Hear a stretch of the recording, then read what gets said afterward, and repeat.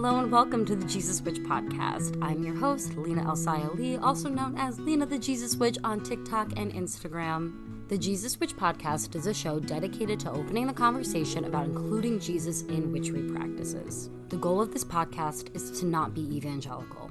The goal is to spread the love, light, truth, acceptance, and oneness that is Jesus Christ himself. Here at the Jesus Witch podcast, we believe all people are loved by God and all people are loved by Jesus. We believe in community and the power of fellowship. We believe in giving whatever you reasonably can to help your neighbor who's in need. And above all, we believe in the power of creating a relationship with Jesus that is authentic and unique to you. Join me for new episodes of the Jesus Witch podcast every single Monday, and be sure to subscribe to us on your favorite podcasting app. Hello and welcome to this week's episode of the Jesus Witch podcast. I'm your host, Lena Elsaya Lee, also known as Lena the Jesus Witch on TikTok and on Instagram. You can also follow my backup TikTok, which is simply Jesus Witch Pod, but everything that I mentioned in this episode will be available in the show notes page. It'll all be linked. But anyway, I am really excited for this episode because it's something I've thought about doing for a really long time. And, obviously the title of this episode is something along the lines to do with like queer people in the Bible or queer representation or pride or something like that. I don't know exactly at the time of filming what I'm going to call this episode, but I'm going to call it something along the lines of that. But anyway, I was nervous about creating this episode because, during the month of June, everybody and their mother is talking about queer representation, and it becomes such a gimmicky thing that I don't feel like people actually do the work and do the activism behind learning about queer folk and queer communities.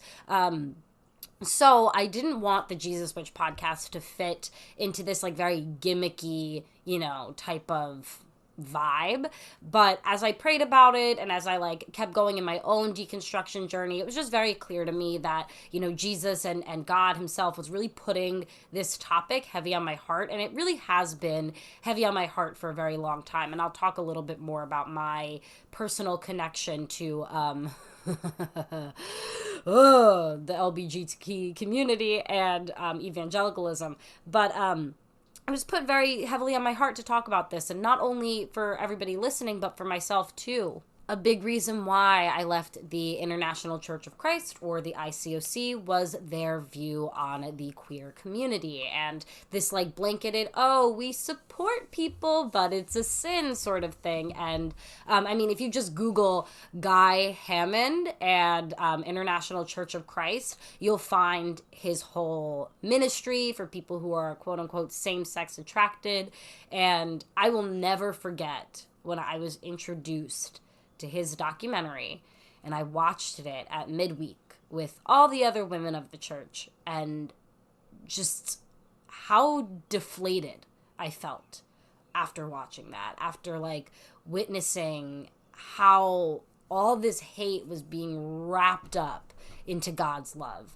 And I firstly, my heart was just breaking, on behalf of Jesus, that his love was being painted as this, because this was not the Jesus I grew up with, right? I grew up Roman Catholic, and as not affirming as the Catholic Church is, my parents were always very affirming. And my mom is like, God makes people to make people. He's not really doing anything specific here. So, she was always open to people being queer. And then my dad is in the restaurant industry. So I've grown up around the queer community my whole life, between, my mom and her faith and the way that she displayed it with me, and then being at the restaurant with my dad and being exposed to a lot of different types of people. So I always personally saw it as God just creating differently, creating, different works of art, if you're a painter or an artist. I am not an artist whatsoever, so this analogy may not land at all, but, I don't think every artist wants every two paintings to look the same, right? Or every two shades of pink. In one painting, you might be using hot pink to create a sunset, but then another painting, you want to use light pink to make, cotton candy. So you'll mix that pink with different things. Maybe you'll mix the hot pink with red and the light pink with white. And, you know what I'm saying? God was creating different colors, different shades, different variations of people to express and to experience this world, this physical plane, through different things and different experiences and different sexualities and orientations and all that stuff. So it was something I always thought was like very normal and just God basically expressing his creativity. So then to be like shown it wasn't really, really, really, that was a really hard thing for me to experience. And I remember coming home from that specific midweek and just like crying to my mom. And I'm not like a yes, I am a Scorpio rising. I do cry a lot, but I cry a lot like in private. I'm very secretive with myself. Like, like I don't like to express when things are wrong. I kind of have this like more aloof response when it comes to emotions, and I'm not like a really big like dramatics type of person. You know what I'm saying? Like I've been getting more and more in touch with my emotional side these past few years, so I do cry a lot more than I used to. But at this point in my life, I was still like, my mom was calling me the ice queen because I was like, everything's fine. Like I just did not show. And that's something Scorpio risings can do really well. And if you're a fellow Scorpio rising or even a Capricorn rising, you totally understand what I'm saying. But anyway, I just was like a puddle after watching that. It really, really, really affected me. And it's honestly, that documentary was one of the most traumatic experiences that I experienced in the ICOC. It just, the way it affected me really, like, I can't even put words to describe it because it just... And now a quick break from our show to talk about a few different ways you can help support the Jesus Witch podcast. One way you can help support the creation of the Jesus Witch podcast is by becoming a Patreon supporter of the show. Every supporter of the Jesus Witch podcast on Patreon gets access to our monthly community oracle card readings, as well as access to a secret Discord channel in the Jesus Witch Church. In that channel, you can leave any Jesus Witch questions or suggestions that you may have, and it's just a better place for us to connect as a Patreon community. We currently have 5 different Patreon tiers for you to choose from to help expand your knowledge on Jesus and Christian witchery. The first tier that we offer is the Mercury tier, and this provides written transcripts of each episode of the Jesus Witch podcast to make them more accessible and easier to take notes from. The next tier that we have is the Fool, and that provides early access to the Jesus Witch podcast as well as ad-free episodes. The following tier is the Magician tier, which helps to expand your Jesus Witch knowledge with tarot spreads to help you connect with the Abrahamic Pantheon and monthly Bible-based spellbook pages. In the Hierophant tier, we go even further with Bible-based spell work. Each month, members of this tier get access to an additional Bible-based spellbook page. I also send you a mini spell kit every single month with the ingredients to cast your spell. With this tier, you also get access to a monthly spellcasting circle that happens over Zoom, where we cast the spell together, and it's a really fun time. Our final tier is the High Priestess tier. This tier gets everything from the previous tiers, as well as a one-on-one call with me over Zoom every single month to talk about your practice, where it's going, and what your goals are spiritually. Another way to help support the Jesus Witch podcast is by shopping at the Sun and Moon Jesus Witchery shop on Etsy. Over on my Etsy shop, I offer Talking to Jesus tarot readings, Christian Witch mystery boxes, Bible-based spell oils, astrology readings, and so much more. You can also help support the creation of the Jesus Witch podcast by sending a donation directly to my PayPal or Cash App. You can find the links to both of those or any of the other ways to help support the Jesus Witch podcast in the show notes page. And a quick reminder, please don't forget to subscribe to the podcast on whatever podcasting app you're currently listening to us on, and give us a rating of 5 stars because that helps to get the word out about the show. If you would like to connect with me further, be sure to join our free Discord group, the Jesus Witch Church, and give me a follow on TikTok and on Instagram at Lena the Jesus Witch. Now let's go back to our show. That was the moment that I knew I could not stay in that church forever. And that was also the moment that I was like, oh my God, like they're not lying, like they're not exaggerating of how like nasty the church could be. And I live in New York, okay? Like you expect New York to like literally be like rainbows everywhere, everybody's open, everybody's affirming. No. Like, and it's not like this was in upstate New York, which tends to trend a little bit more Republican. No, this was in liberal Westchester County, New York. Like, it was not the place that you would expect. Like literally in the ICOC, when I was technically in the campus ministry, which is their college ministry, because, you know, at that age I was, you know, in college age. I wasn't going to college, but the one thing I will like credit the ICOC for was giving me that like connection with people my age. And it was good for some things, but then it was really, really harmful for others because it kind of made me ashamed to be a teen mom, and like, oh, this is all things we could talk about in another episode if you guys really want to dig into the emotional damage that I realized the ICOC did to me after recording the episode with Reverend Rosie. Oh my gosh, side note. I'm like discussing with Reverend Rosie before we record. I'm like, yeah, you know, like I've had a really traumatic life. Like, I'm pretty sure like my trauma from the church is like, you know, like more towards the bottom of the list. Ever since I said that sentence, young girl ate her words. I have been eating them with a spoon, being like, yes, Lord, thank you for the humbling. Yes, Lord, thank you for the humbling. It's like, oof, ah, ooh. Okay, anyway.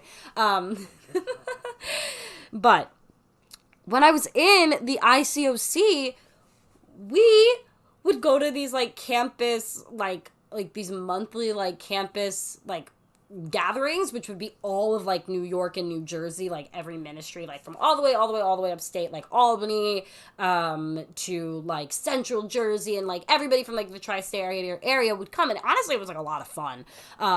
You know, it was a bunch of college kids getting together, being rowdy. I was pretty like, you know, like I'm pretty cool, kind of.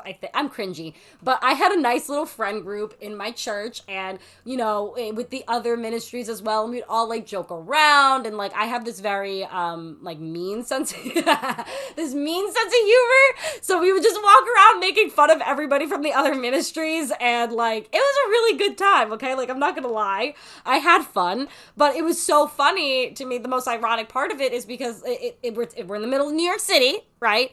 Preaching this anti-queer gospel, anti-Jesus, anti-love gospel, right? And then 2 blocks down is the Stonewall Inn. You know, like the famous Stonewall Inn. The Stonewall Inn that, like, started everything. Like, that one. Yeah, like, pride flags everywhere, and we're going to this like campus. Oh my gosh. Anyway, one time when we were there, we were like eating dinner afterwards, and I saw Frankie Grande. I thought that was really, really cool. But yeah, like I'm sharing all of this because I want to paint a picture for you of like this environment that I was in and how like disassociated I felt from the rest of society and the rest of like the world, and trying as hard as I can to adopt these values that I knew not to be true about God, because somebody took the Bible, twisted it, manipulated it, and told me that if I didn't, I'd be burned in fire and brimstone for the rest of eternity. And like that's traumatic. So back to my like original point, the second thing after this documentary that I watched that really disturbed me was learning about all the people that were in the church who are queer, identify more on that spectrum. In the church, they would call it same-sex attracted. And were just denying that part of themselves completely, and either being like celibate for their whole life and, you know, just being married to the church essentially, or getting into marriages, into heteronormative marriages with women, being very upfront with them, like, I'm, you know, same-sex attracted, I am not sexually attracted to you, but I want a life partner, and in our religion, you can only marry somebody of the opposite sex, like, can you be with me, kind of thing. My heart really broke for those people. It hits very close to home because somebody that I personally grew up with is in the church still, and they are experiencing this exact scenario because they identify on the queer spectrum and they believe it is a sin, so they stay in the church. And I don't even have words. Like you guys know I'm a podcaster. I have words. Like that's what I do is I talk. But when I think about this, when I think about him, but I think about all the people that are just denying themselves, denying who they are because they think that God wouldn't love them the same, would send them to hell if they acted upon this. Like, it is the most heartbreaking thing, and it's such a big mental mind fuck. And something that very, very, very, very strongly affected me, very much affects me to this day. And a big reason why I left the church was because I had a son. I was pregnant at the time that I left. I was pregnant with Scott when I left the church. And I was like looking at Dexter and more so like thinking about like, the baby that was in, my belly, and kind of just being like, is this the environment that I want them to grow up in? Is this what I want them to know? That if they're queer or identify on that spectrum, that they're going to hell if they love somebody? The Bible tells us in the book of John, I believe it's John, 1 John 4, possibly. Like, if I'm going to find the exact verse, and I'll note it in the show notes page. But those who have seen love, those who love, know God, right? Jesus says to his disciples, they will know us by our love for one another. The foundation of the Christian faith should be love. Love your neighbor like yourself. Love your God above anything else. Like, love. The greatest of these is love. Like, love is such a huge emphasis in the Christian faith. However, it's a conditional love that is emphasized in the Christian faith. It is act this way, then you can come to heaven with me and I'll love you forever.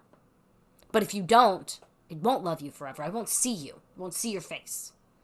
Do you really think that's how Jesus is? Do you really think that's how Jesus is? When Psalm 23, David literally writes that even if I'm in the pits of hell, in the pits of Sheol, Sheol means hell. That is the Jewish sort of equivalent to hell, right? He's saying even if I'm there, even if I'm in a place with claims to not have the essence, the energy of God, right? You will not leave my side. So how can you take the Bible and twist it? Twist this book that's meant to be about love and say if you love somebody that's the same sex as you going to hell. And like, not for nothing, the Bible says zip about transgender people. It says nothing about changing your gender and, like, oh, that's a sin because you're going against God. It says nothing about that. It says in the Bible that you're fearfully and wonderfully made, as is, right? But trans people are born transgender. So how are they not fearfully and wonderfully made the way that they are, right? Isn't that what makes sense according to the Bible? But anyway, before I get too spicy, let's take a look at the actual Bible. Let's take a look at the actual text, the original text that was written, right? I'm going to be leaving quite a few resources in the show notes page. We're going to be looking at the Bible, what the Bible says, addressing all of that. And then what we're also going to do is look at some queer representation that is actually in the Bible, because there is. I know you probably don't know about it. I didn't know about it until I left the ICOC, and I've been a believer in Jesus since the day I was born. Like, literally. I guess like since the day I was born is a little bit of an exaggeration, but you know what I'm saying. Anyway, all right, let's take a look at what the Bible and the actual original text says about homosexuality and being queer.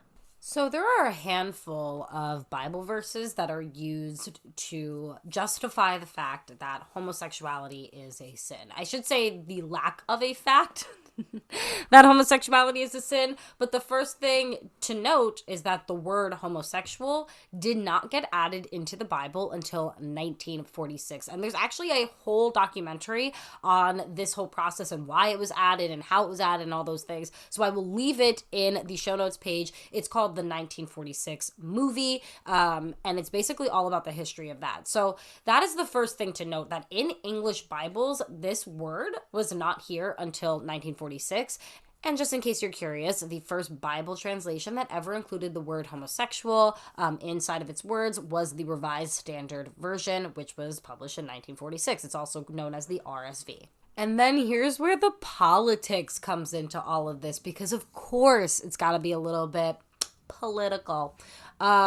So there was a team of translators that worked on this edition of the RSV Bible that now included the word homosexuality. And the first change was in 1 Corinthians 6:9.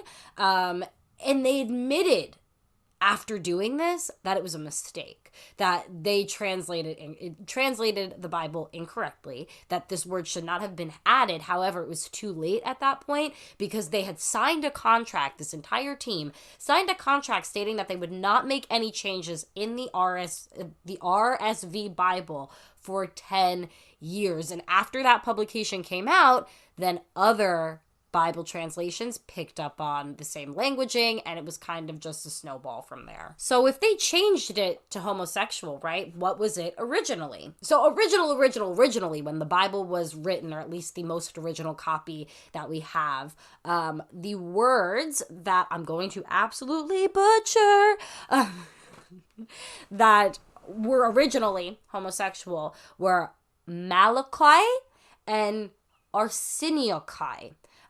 Which they were replaced originally with sexual perverts. So let's think about what a pervert is, right? That's like somebody who's really sexually deranged, that's not doing behaviors with their sexuality that is considered norm to a society. And the specific example that's given in this article that I'm reading, about what an example of a sexual pervert would actually be, it would basically be like a dirty old man exposing himself to children on the playground. It would not be two people in a committed and consensual relationship. This had a lot to do with things that were non-consensual and things that were done with children specifically. And the word, I'm going to butcher it again, Arseniochi.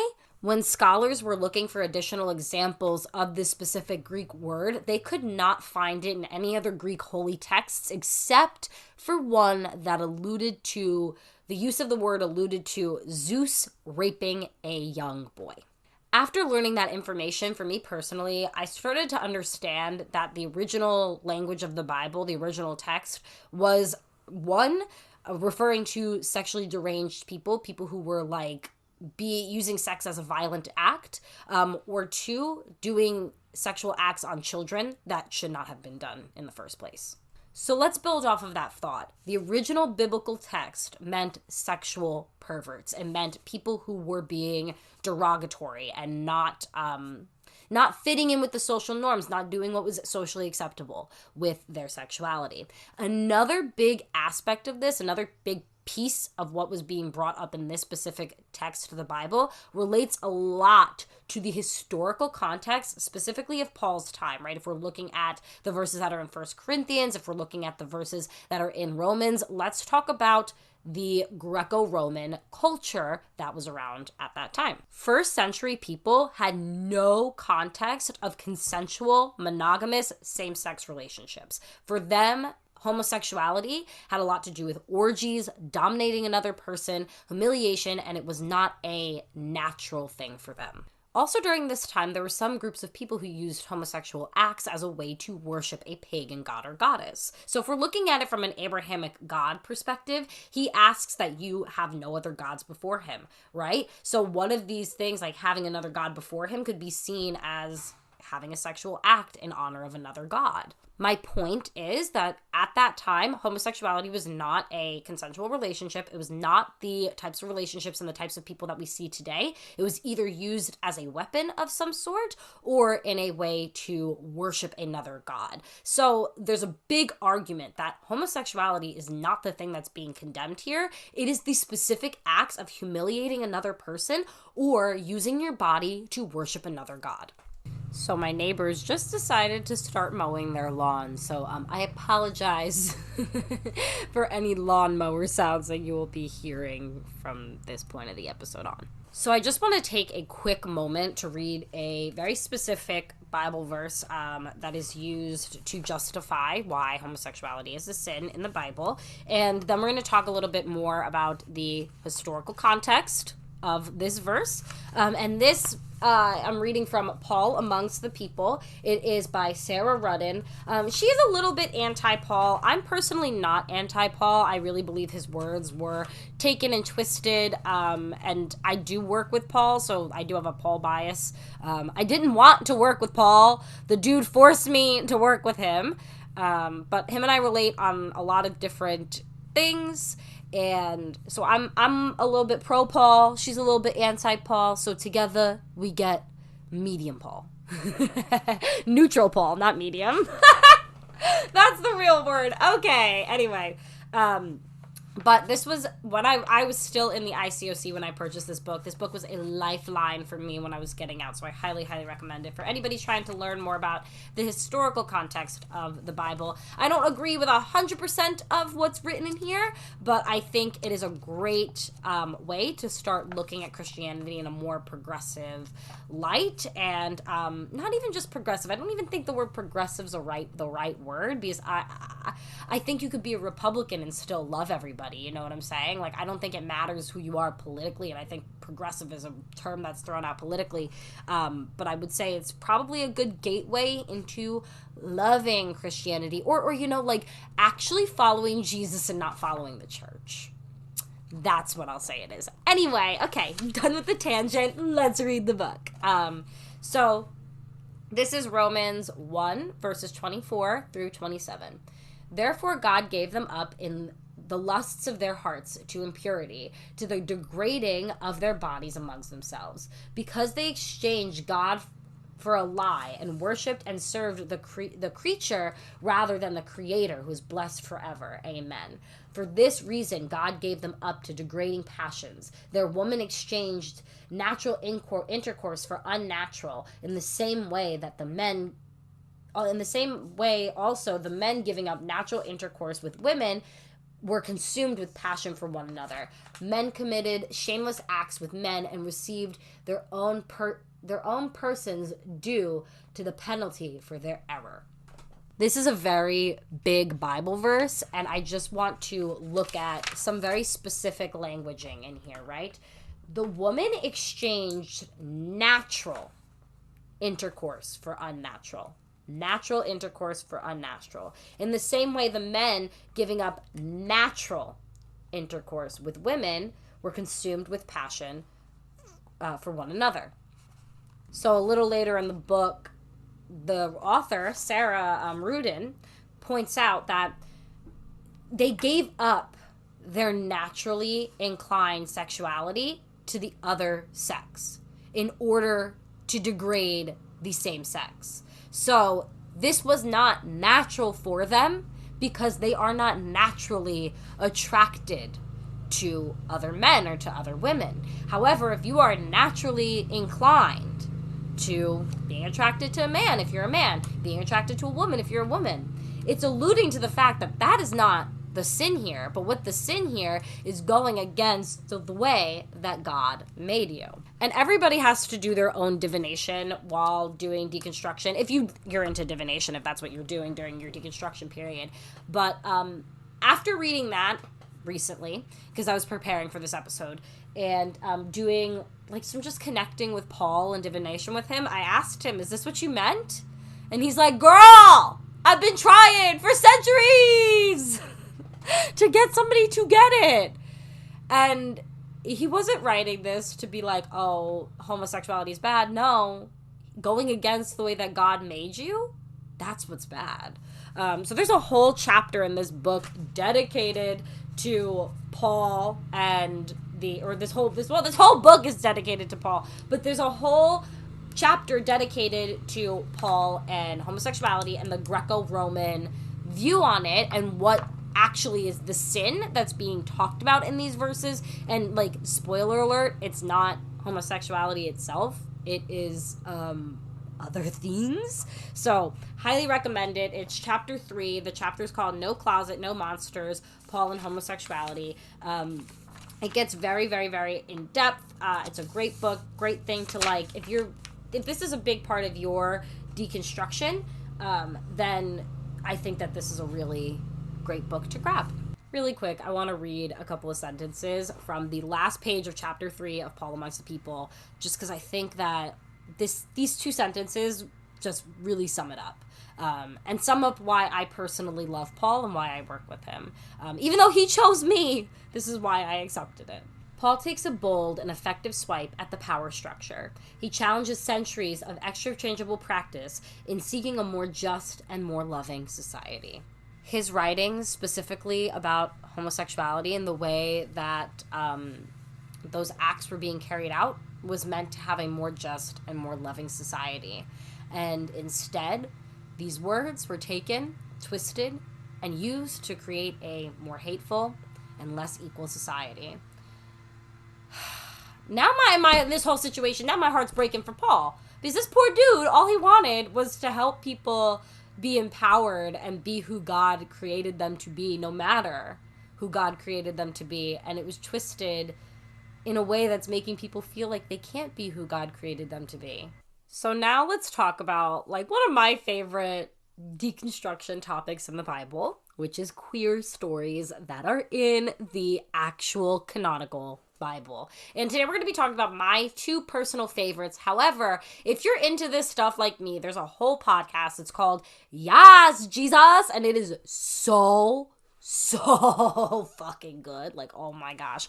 They talk about all about queer issues in the Bible, queer issues with Christianity and being a believer. But then they also do this this one series called the Baked Bible Stories. And you know my stoner ass lives for those. Like, oh my gosh. They are everything. So go check out this podcast. But we're going to be talking about two of these stories that they break down in fuller podcast episodes, which I will link both of those podcast episodes as well as the podcast in general, the Yes Jesus podcast, all in the show notes page. But anyway, we are going to be talking about David and Jonathan and Joseph from Genesis. So let's talk about Joseph from Genesis first, because I love Joseph from Genesis. Genesis 50 verse 25 is like one of my favorite Bible verses, and it was said by Joseph.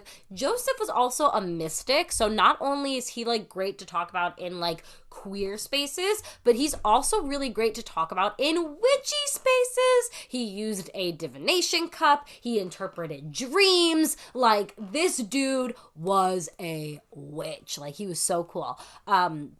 So anyway, let's talk about how his story is a queer story. So Joseph was one of the 12 sons of Jacob and Rachel. And Joseph was very favored by his dad. He even admits it in one part of Genesis that he knows he's highly favored and he's very grateful for it, which is, gratitude. An attitude of gratitude is always like the best type of attitude to have. But one day, his father gifted him a garment. And if you read the Bible, it will look like a special coat. That would be the translation. However, let's talk about the original word that was in the Bible to describe this coat. So the original word, and I'm probably going to butcher it, is kitinet pasim, which could also be described as a princess dress. So the only other place in the Bible that this particular word, ketinet pasim, was brought up was in reference to a woman wearing a special ceremonial garment, a ceremonial dress, and she happened to be a princess. So I just find it very interesting that this word, ketana pasim, again, butchering it, sorry, was used to describe the garment given to Joseph, and then also describes a garment that another woman has worn in a different part of the Bible. But here's like the interesting part of Joseph's story for me. After his father Jacob gives him this garment that could be translated as princess dress, his brothers, his 11 brothers, beat Joseph up, take the garment from him, throw him in a pit, and sell him into slavery. So obviously growing up in the church, and more specifically when I was in the ICOC, the way that this was described for me was, they were all just jealous that he was gaining favor, that he was being the favored one by his father, right? But wouldn't it also make sense that these 11 men have rage at their brother because he's wearing a princess dress during biblical times? Like, this is not today. This is not like, New York City in 2022 where you walk outside and everybody's wearing whatever the fuck that they want to wear. No, this is like biblical time where gender roles were like the binary was everything back then. So to see somebody stepping out and being a little bit more genderqueer was probably really jarring for these brothers. So they beat him up, threw him in a pit, took the princess dress, and sold him into slavery. And when he was in slavery, that's where he met the pharaoh and started interpreting dreams and was able to predict a famine and all this good stuff, which you need to read the actual Bible story, because I'm super summarizing it right now. Or go listen to the full episode of the Yes Jesus podcast. But there's some trans representation or genderqueer representation right in the Bible that I did not learn about until I was in my 20s. And I have been a believer again, almost literally, since the day I was born. So, doesn't that make you think, right? There's probably so many queer stories in the Bible that we just don't know about because they were taken out by the powers that be. I don't know. Anyway, let's talk about David and Jonathan. I love talking about David and Jonathan because they are so freaking gay. It's so hard to not see the rainbow flags that's just flying around the both of them. But the evangelical church will just tell you that they were best friends.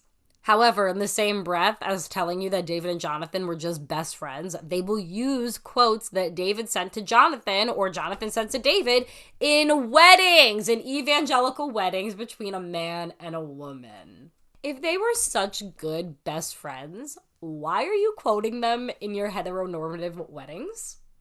If they were not lovers and those verses were not intended to be one lover talking to another lover or one lover talking about another lover, then why are you using them in weddings?